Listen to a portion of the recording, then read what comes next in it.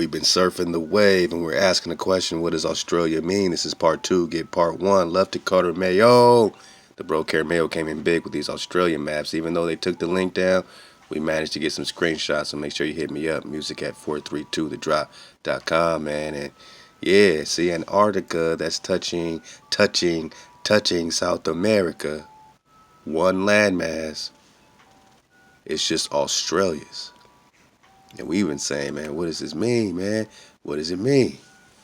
The name Australia has been applied to 2 continents. Okay. Originally it was applied to the southern or South Pole continent or 6th continent, now known as Antarctica. Originally, Australia is applied to what? Antarctica. Originally, the OG Australia. What does it mean? The name is a shortened form of Terra Australis, which was one of the names given to the Imagine, right before they say, oh, it's a hypothetical. It's hypothetical, drop. You ask for Australias, it says what? The name Australia is derived from the Latin Australis, meaning southern, specifically from the hypothetical Terra Australis postulated in pre-modern geography.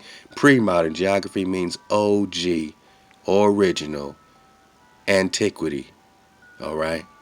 So what's this Terra Australis? What's this southerly situation? Huh? Come on, man. All right, so the earliest, all right, so check it. The Imagine or undiscovered landmass that was thought to surround the South Pole. We're talking vortexes. The earliest known use of the name Australia in Latin was 1545, when the word appears in a woodcut illustration of the globe titled Sphere of the Winds, contained in an astrological textbook published by Frankfurt in the 19th century. The name Australia was reassigned to New Holland. So they reassigned the OG southernly, right? And I mean, you'll see why, right? Because they're trying to mix everything up. We got a new China. We got a new everything over here, right? Reassign. We got a new Egypt, right? Reassign. This is what they do. Australia was reassigned to the new Highland situation, which is what we call Australia now. The 5th continent thereafter. So all we're really seeing is that the continent of Australia today probably was a part of this Antarctica situation, man. That's why the Aboriginals are connected so deep, man. Thereafter, the southern or South Pole continent remained nameless. So there was no name for Antarctica for what? 80 years, my nigga. It remained nameless. That means you really trying to hide something if it's nameless, man. And it was given a new name. Antarctica was invented. It's not even called Antarctica, dog. You know what I mean? It's still representing this Australia's. And what's it called before that is the question. That's the question, my nigga. Alright? And just, I mean, look. This is a rare combination of the term Austral and Austria. Austria. Let's go. And check this out. This is from, it says, Flinders did so and published the following rationale. We're talking about the voyage to Terra Australis in 1814. There is no probability, check this out. There is no probability that any other detached body of land of nearly equal extent will ever be found in a more southern latitude. The name Terra Australis will therefore remain descriptive of the geographical importance of this country and of its situation on the globe. It has antiquity to recommend it. We're talking the High Queens, right? And having no reference to either of the 2 claiming nations appears to be less objectionable than any other which could have been selected. There is no probability that any detached body of land of nearly equal extent, that means this thing is so big and it has such an extent to it that there is no probability, man, none, that there will ever be found a more southern, a landmass in a more southern latitude. Now, of course, we got Admiral Byrd, right? Remember Admiral Byrd talking about, hey, I found land beyond that.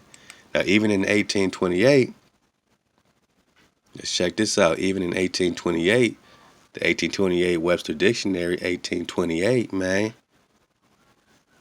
Austral, again, we just talking about a south wind, southern, right? Lying or being in the south, an austral land, austral signs. Uh-oh, we're going to get into the signs. Southern, Admiral Byrd. Some of y'all reminded me about this, and I mean, we can't take our foot off the neck of the hijack, man, when they have already told on themselves. Admiral Byrd is the greatest explorer ever, they said. He's the greatest explorer. We don't have no explorers no more. Ain't nobody looking for no new lands. We think we got it all, right? High technology, right? Check this out, man. Admiral Richard Byrd, Longines, Chronicle. And Whitnor, distinguished companion. Let's get it from here. E. Byrd. The North Pole used to be a no man's land, but these are the days when, by buying a ticket on a commercial airliner, you can fly across the North Pole and drink a cocktail at the same time. Yet only 60 or more years ago, about 35 years ago, our guest tonight found out whether there was any land north of the North American continent. He made that first discovery flight, and I must say that Admiral Byrd, our guest tonight, is not only our greatest living explorer, but he's been an inspiration to countless Americans. Admiral Byrd, you've been to both the North Pole and the South Pole. Is there any unexplored land left on this earth that might appeal to adventurous young Americans? Yes, there is. And not up around the North Pole, because it's getting crowded up there now, because they find out it's really usable, not only to live in, but militarily. But strangely enough, there's left in the world today an area as big as the United States that's never been seen by a human being. What? And that's beyond the pole on the other side of the South Pole. What? We got another America on the other side of the South Pole, my By a noggin? human being. And that's beyond the pole on the other side of the South Pole. The United States that's never been seen by a human being. Wow. And that's beyond the pole on the other side of the South Pole from Middle America.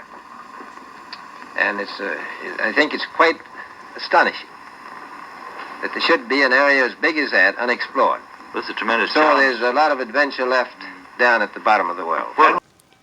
And right after that you have the what? Antarctic Treaty, my naga, signed at Washington, December 1st, 1959.